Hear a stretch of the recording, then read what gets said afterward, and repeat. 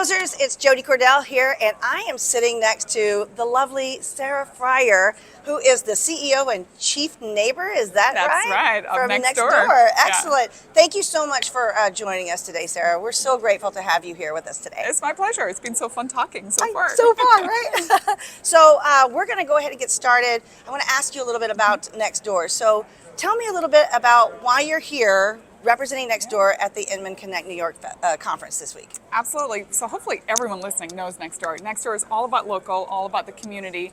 And who better to know about local in the community than the folks who do real estate in communities. So you all are my people, by the way. That's why I'm here, because I love getting to the local influencers, the people who care about keeping their neighborhood vital and vibrant. We all know that when communities have a lot of great social capital in them, better outcomes happen, better healthcare outcomes, better wealth outcomes, people's real estate goes up in value, better education outcomes, like all of it comes deeply steeped in social science, which I could bore you with endlessly. But Nextdoor overall, we're an app. We today have almost over 85 million people on the app. We're very engaged. People come to find things in their local neighborhood. They come to buy and sell stuff, give stuff away for free, and they come, of course, to get great recommendations. And that includes not just who's the best plumber here, what's the best coffee shop, but who's the best real estate agent. Excellent. I've actually used the app before, so Good. I've been lucky enough to have it in my communities in Florida, which is awesome. So tell me exactly how the real estate agent themselves is going to be able to benefit from using Nextdoor. Yeah. So first of all, you're all neighbors. So just come on as real live human beings in your neighborhood, be a great neighbor. But more than that, the first thing you can do as a professional, as a business person on Nextdoor, is claim your business page. Super easy. You will find it either go to Nextdoor business pages or go inside the app itself. That's free. And what that does is it allows you to put forward your best professional self. You can put your logo in, you can tell us a little bit about your business, and that means neighbors can find you. So first and foremost. Second, once you have that business page, you can post, and you can post for free. What I love is whenever people post as a business, as an expert. So don't just tell me that you can help me sell my home or help me buy a home, but tell me the things in my neighborhood I should know about. Like, I live in California, so I should know about things like fire season. How do I prepare my garden so that I'm best prepared if something bad were to happen? Maybe it's the opposite, something really good. What is it that makes a house have curb appeal? Tell me all about that. So second, go post. It's free. Third, if you want those posts to go more broad and you're really now selling your business, you can buy an ad on Nextdoor. About a third of our revenue comes from small businesses in the local community, real estate agents, doctors, dentists, plumbers, and so on. We also work with really big enterprises, folks like an Inman, for example, the National Association of Retailers, like folks who advertise also will come in and advertise on Nextdoor. But that's the final way, is buy that ad, and that allows you to get more distribution on Nextdoor. Awesome. So whenever the real estate agents want to buy an ad, is it an exclusive ad, like only one agent per neighborhood? Is that how that works? Or just think about it like as any other platform where you would buy an ad. So we will serve it up on our ad server. It'll pop up in front of the people that we think most will convert for you. So we can use targeting. We know a lot about our neighbors. Remember, it's an ad where people are fully logged in. We know who you are. We've taken the time to verify that you're a real person. We also know what your interests are. We can see what you're spending time on in the app. And so we will make sure that that ad that you're putting in is getting in front of the people that are most likely to become your customers or to stay your customers. I mean, as you all know, it's about who's new that might suddenly want to buy a house, sell a house, but also who's been my customer, but I want to keep showing up for them. I want to keep my brand front and center for them so that if they have a repeat purchase or a repeat sale, they're going to think about me again. So I know that a lot of real estate agents, like myself, I live in one area, but I also target a different geographic area. Can they do something like that? Absolutely. Okay. That's when you get to ads, that's exactly what you can do. You can pick the neighborhood that you want to put your ad into. Okay. So the great thing about Nextdoor is we can target at a very, very local level, at a neighborhood level, in fact. So when you're buying that ad, you'll see there's almost a little slider that says, okay, I want to start here, I want to put my ad here, but I want to pull the slider out. I want to do it over 5-mile radius, 10-mile radius, like whatever radius you want to do. Okay. You'll pull out that circle, and then we'll show you which neighborhoods fall within that circle that you just drew. And even then you can almost click on and click off which neighborhoods you want to go to. So it's very, very pointed, much better in many ways than other networks that you might go to, where you're not going to get that degree of targeting. Yeah. And you're not going to be able to see it on a neighborhood by neighborhood basis. I love that. Thank you. I want to shift gears just a little bit and talk about something that I've been seeing since the Barbie movie came out. Have you seen the Barbie movie, by the way? I have. I went with my daughter. Oh, I love that. That's awesome. I love the Barbie movie, and I love what it's saying about women. And it seems to be giving women this voice that maybe they didn't realize they had before. So I want to talk to you about somebody who's moved up the ladder in the tech industry. And seeing this empowerment that's swelling up in the tech industry and around the world, really, or at least in the United States, right? Yeah. So how do you think that you coming up as a woman in the tech industry has affected your leadership style? Yeah, it's a great question. Look, first of all, what my mantra is always, you can't be what you can't see. And so my goal in life is to show women everywhere that women can lead. And I am going to be loud and proud about that as much as possible. I feel like in my early career, so I actually started life as an engineer. One of my first jobs, believe it or not, I was an intern on a gold mine in Ghana. That was not a bastion of female empowerment. There were not a lot of women anywhere I looked. And in fact, it turned me away from engineering because I felt like I didn't belong. I couldn't see anyone, so I didn't feel I could be it. From there, I transitioned, God knows why, into the finance industry, also not particularly filled with women. Right. By the time I got into tech, I had found a lot of my voice, which said, I want to show that women can lead, that we have an incredible skill set. In fact, I would say for today's world, perhaps a much more balanced skill set. Women tend to be very strong, empathetic leaders. When I think about my own leadership style, number one is empathy. How do I walk in the shoes of my customers? How do I walk in the shoes of my employees and really feel what they're going through so I can provide the best services and the best place for them to work, depending on who it is. Second thing I always believe in is massive transparency, which I think is also a very female characteristic. I don't like to be gender stereotypical, but I think women lead with much more transparency, much more communication. And again, I think that really serves us well, particularly in tough times. When we went through, for example, COVID, people were afraid. And the worst thing you can do to stoke fear is make them think they're not getting full information. Yeah. So sometimes that means you have to tell them, I honestly don't know. I don't know what this is going to mean. You have to tell them the bad news with the good news. But I think that brings people with you. When they trust you, they will run through walls for you. And I think the third thing that I've learned is to show up in that you can be what you are now seeing. I want to make sure that women everywhere see great women rising through the ranks. I have an amazing head of revenue. She's also our chief marketing officer at Nextdoor. Hopefully you'll get to see her in a situation like this because she's an amazing salesperson too.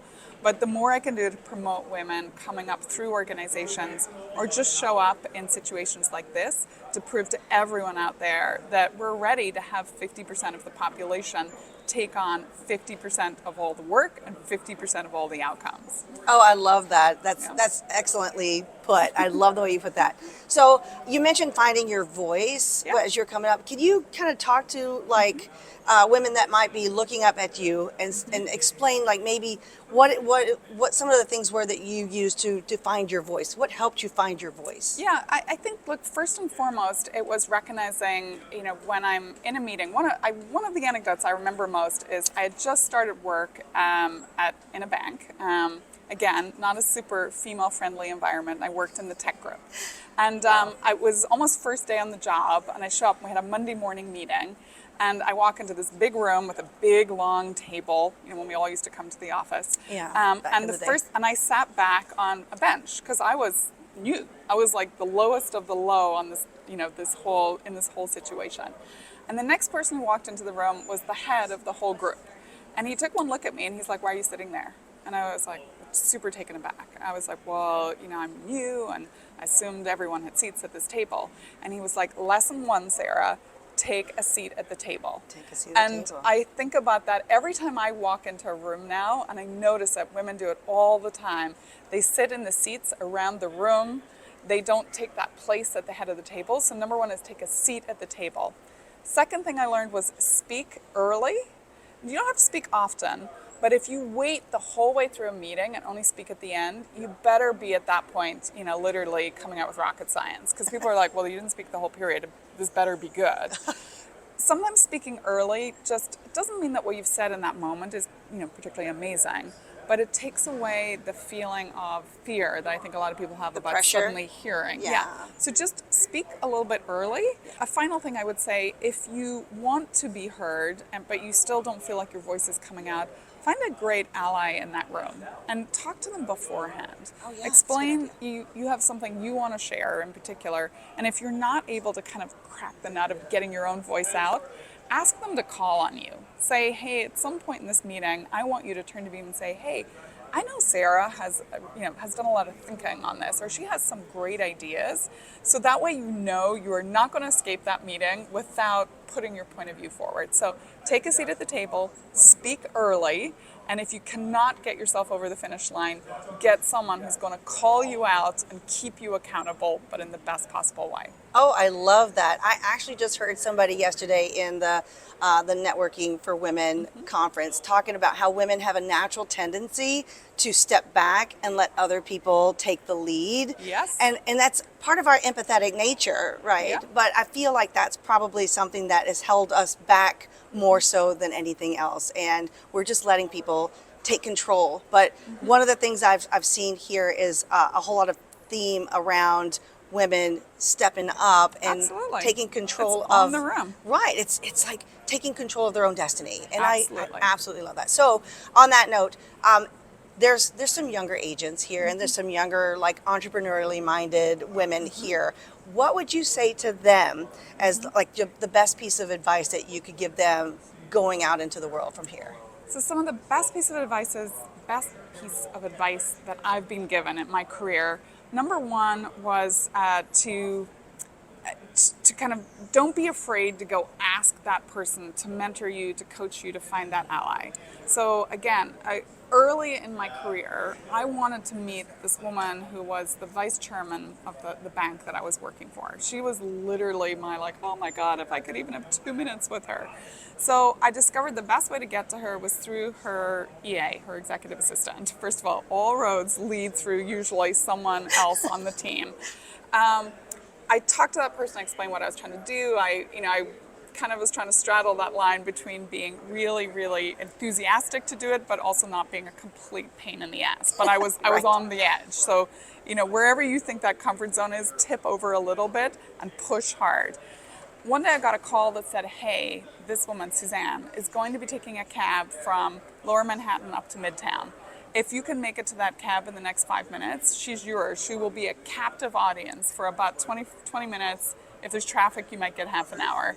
Nice. Never prayed as hard for traffic in my life. I bolted to the front of the building, into that cab with Suzanne, got my first 30 minutes. So you have to be persistent.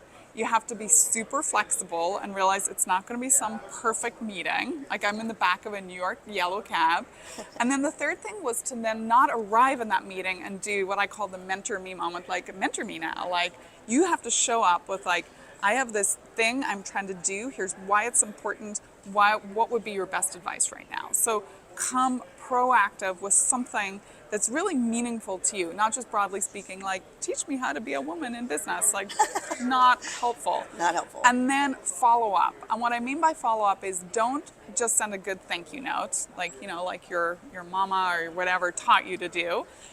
Instead, follow up with, like, what you did, why there was impact, and what you're going to do next. Because what that does for then people who, like me, who often end up in the situation of being the mentor, is it makes it worthwhile. And now I'm like, oh, I actually was able to force multiply my impact in the world through this person. I want to keep investing there. Yeah. So You have a reason to invest. Yeah. So there's a kind of a start, a middle, and a next step in everything you have going in terms of mentorship and teaching yourself to step up in the world. I love that. That's really great advice too. I love that. So I know that there's going to be a whole lot of females out there that are like, That sounds terrifying. So what would you tell those people? If you're not getting a good adrenaline rush every single day, in my mind, you are not living. So do not think of it as like, that sounds terrifying. Should not end with like, I don't want to do it. It should be, that sounds terrifying. Awesome. I am going to embrace that feeling of adrenaline running through me. My brother is an ER doctor, and he always jokes about in that moment between life and death, what do? They inject you with adrenaline. So instead of fearing it, you should embrace it. Like, I actually, public speaking to this day, like whatever stage I'm getting on, I always have that moment right ahead of time where I can feel it. Like the adrenaline for me is like a prickly feeling. I'm like, oh, I'm getting like dry throated or whatever. But I've learned to like love it because to me it's like I'm alive.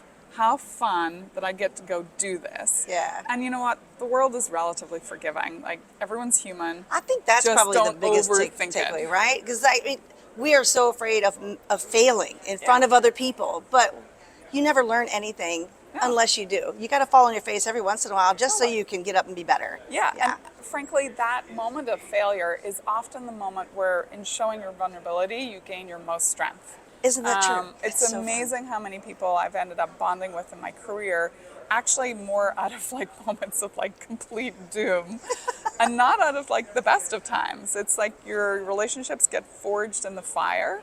Again, don't run from the fire. Lean into it because those are going to be your biggest growth moments, the moments you feel that big adrenaline rush, and the moment where you forge probably some of your best friendships. Oh, I love that. Thank you so much, Sarah. We so enjoyed having this little sit down together with you. We so appreciate you taking the time to do it. It was so my pleasure. Thank you. Take care of yourself in Oh, Florida. thank you.